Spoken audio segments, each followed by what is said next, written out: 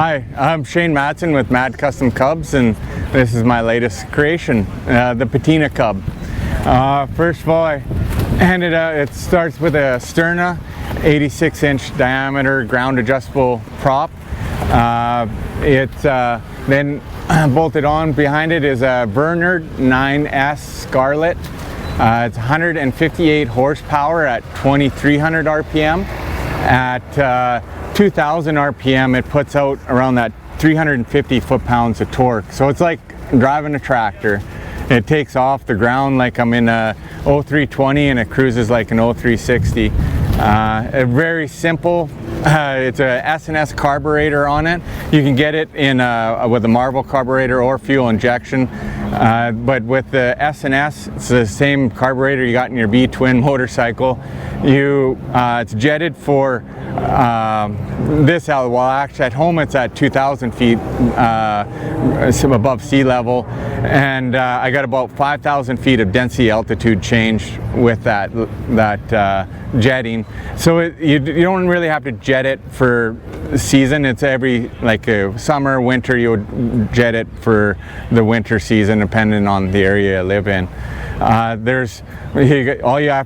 I have on this one is you got your RPM, oil pressure, and oil temp. It's simple. There's nothing really fancy about it. It's super easy to fly. I put it, obviously, the Acme gear with the Pro suspension. The gear is extended, 9-inch extended gear. And then we got the Carbon Concepts belly pod on it. It's totally just cargo. So kind of hopping back up to the engine count, like I made the engine mount for it. It's got a 0 thrust line with it.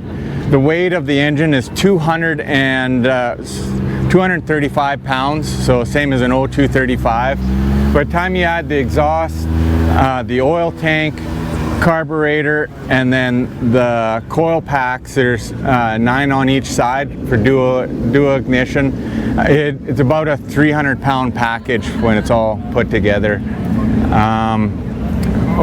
Right now, Bernard, I bought the exhaust from them, and I bought their oil tank and their tack. It all came as the package, and just left it at that. The firewall I made, it's actually the same as a Carbon Cub. The last Cub I built, I got their template, cut it out, and I used it for the same one, just to kind of keep that profile of the round engine. It worked out really good. Remade the boot cowling, and then kind of made the slash engine cowling to make it kind of fit up to the engine. I had a little problem coming with the windshield down and then going back up. So one night I just quit working and sat in bed and started Googling, looking at pictures of old World War planes, World War II with radial engines, and a lot of them had intakes up top and stuff. I'm like, oh, I'm just going to reverse it. And it ended up working out fine and making the flow of the plane look good. One other thing I had issues with, or not issues, but just I had to think of how the height, I wanted visibility over it, but I wanted to bring it down, but also with the oil tank, with the Bernard engine, it's gravity feed back to the oil tank. There's no scavenger pump or anything, so I didn't want this to get down lower to get better visibility, but then it would offset the plane by having an oil tank way too low. So I kept it a little higher, and actually you can see pretty good, even coming in trying to hit a line. You kind of look through the cylinders, or it's more on your side vision. I can hit a spot pretty good with it. It's not that bad. And then when your tail's up, you got good visibility out of it.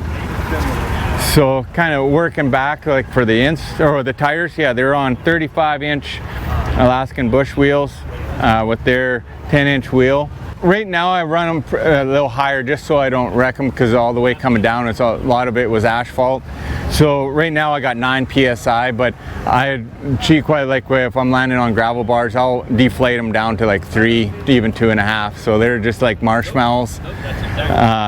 So yeah, And then with this, because this was a J3 fuselage to begin with, and then kind of cut the top off, boxed it up, X-braced with the Alaska Mods for the higher gross weight, X-braced on the firewall for a heavier engine, which this engine ended up being lighter anyway, but a little more strength to it. And and then after that, it's kind of a J3 back there. It's still got the bell crank on the torque tube, so it doesn't have the cable going through the torque tube and around. It's all bell crank and then cables back. I kind of modified the back seat. They pin right in and out. So these bars will pin right out. It's just a sling seat made out of straps. So you can pull them right out, load cargo and stuff, and you can pin them back in place. So, yeah, there's the panel. The only really fancy instrument I have in there is the AB20 with the tail X beacon. It just for the transponder and everything for getting into certain airspaces. But handheld radio, just simple, light, and I just wanted to kind of make it look like it came out of a old barn and slap her together and she's flying. So I'm kind of got inspired, like I used to build motorcycles, so I kind of, and Harley Davidsons and choppers and stuff, so I kind of wanted to bring that into aircraft. There's not very many aircraft that or guys that build their aircraft like that, and the perfect fit with the radial to do something like that. The wing we got here is the older D&E wing. It's a Cub profile. It's not their riblet wing. It's a 63-inch chord wing. They got a bigger flap. It's almost half and half. The flap's actually a little bigger than the aileron. But and then I put Carbon Concepts flap. So in the center here, in the middle, is Kevlar, and then on the other side is carbon fiber. And it actually, you can change the camber with the electric actuator in the back to get more of a camber to the flap, and it works really well. You can slow this plane down pretty good, and it works a lot like the Piso flaps. It really drops the nose when you grab the flap handle, and then you can actually deflect the camber of this to get a negative flap angle. So I'll just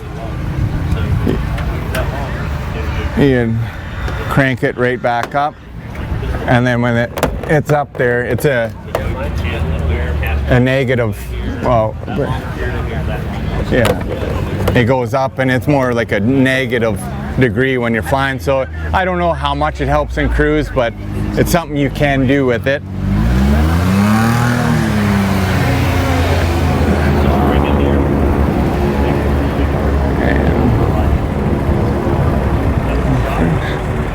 Yeah, and the tail section, everything is just like it's standard Cub. One thing, I don't have the spring in there to take the assistance of, I just kept that all out. All it is just the cables, top and bottom, and then just your your jack screw in here. Yeah, and I left it clear, so it's an easy walk around visual. You can see what's going on in there if you need to grease her up or anything. I got the Matco tail wheel on it, and I do have the Acme Aero's tail stinger that I haven't put on yet, but it will be going on it. At first I kind of thought I wanted it light in the back there, but I can have a little more weight in the back just for a little better of the stall competition, getting on the brakes a little bit. One thing with it, I do still have, they got heel brakes in it, and I do have to put quite a bit of pressure to slow down, and I can't, like on a run up, like if I want a static run up, the brakes won't hold it. So I do have a set of Behringer master cylinders that I'm going to be putting in it, and help me out with the braking with those big tires on it. The fuel tanks in the D&E wing are 18 a side, so 36 gallons. And this engine, depending on your RPM you're running at, but at 1950, I found I was burning on the way down here, right around that 9.5, closer to 10. If I idle it back to like 1800 RPM, I'm around that 9. And it's just the way the prop, I wasn't getting out and changing the pitch back and forth. Like I flew it here, I went to Sodbusters and flew the competition with the same pitch. So it's a good all around, just get in and workhorse, fun plane to fly. They're aluminum gas tank, and what I like about the D&E wing, it's actually part of the structure. I don't have a cross tube going in through the tank. You bolt it right into the spar, and it kind of boxes in that part of the spar, and then yeah, it makes the wing. I'm not worried about that cross tube, so if I have to pull the tank, I just can take the bottom cap out, the bottom or cap, or your bottom cover here, and then the tank, whether there's screws in there or bolts in there, you can drop the tank right down and service it if you have to work on it or anything.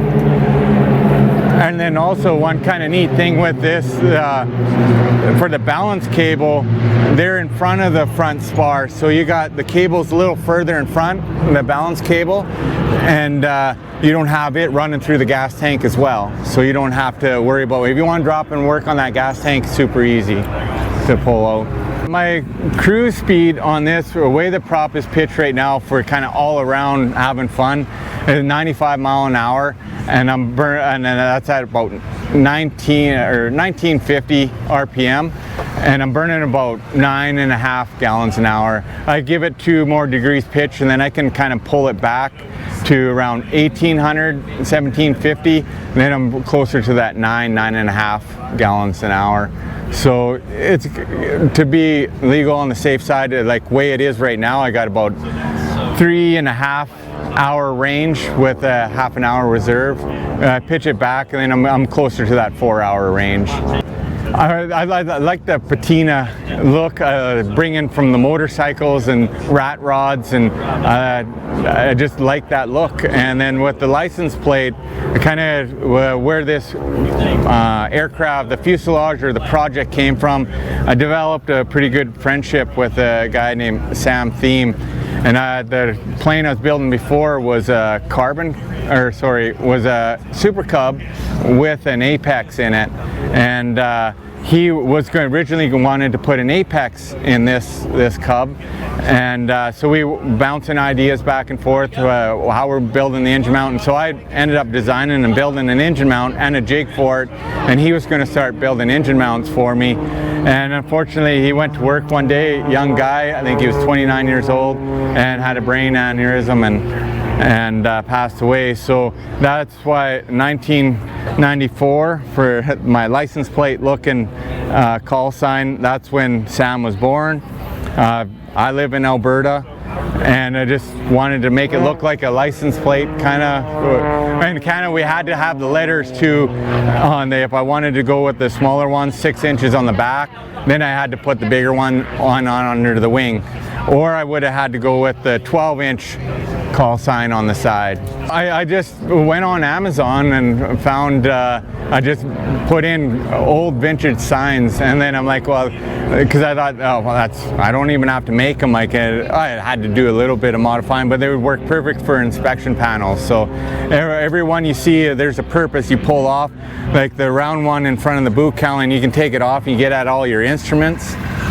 You can work underneath your dash instead of crawling underneath. You can just pull this out, it gives you access under the air. Pull this one off, it's all your fuel valve and everything. Here you can get at your carburetor, do your jetting, just inspect everything, check it out. It's all for a purpose. The one on the wings there too, that's where the bell crank is for the flaps, for adjusting and lubricating and inspecting it. So yeah, and that's pretty much the Patina Cub. How I got this project was with Sam Thiem there that I mentioned. That he was a younger guy, and we were bouncing ideas back and forth on how to put a Apex engine in a Cub, and I ended up finishing one, building one, and he really liked how I designed it and how far the engine stuck out, because we had to figure out for 300 horsepower and for that 150-pound engine and to stick out, I didn't want to stick it out so far the nose that it was hard for visibility, but so I ended up making up an engine mount for it, and he really liked it, and so we developed a good relationship. He was going to start building engine mounts for me, and so unfortunately I was saying there he passed away, and he was a good friend, and I on my Cub there I put a decal on the side there, co-pilot Sam Thiem. His dad seen it and he reached out to me and asked me, would you want to finish the Cub for him? I said I'd be honored to be able to build your son's Cub, finish it for him. But one thing I wanted to, my next project, I had this mind of putting a radio on it, and he said you can put whatever engine you want in it, just make her look pretty. So this is what I came out with, and his dad came down with us, he's camping with us, and he got to see it, and it gets pretty emotional. So yeah, he's happy with what I ended up building with it, and I'm very proud of it too. It's kind of like this aviation's like a big family, and it just brings it tighter, especially when you can build a plane with a good meaning behind it at the end. So.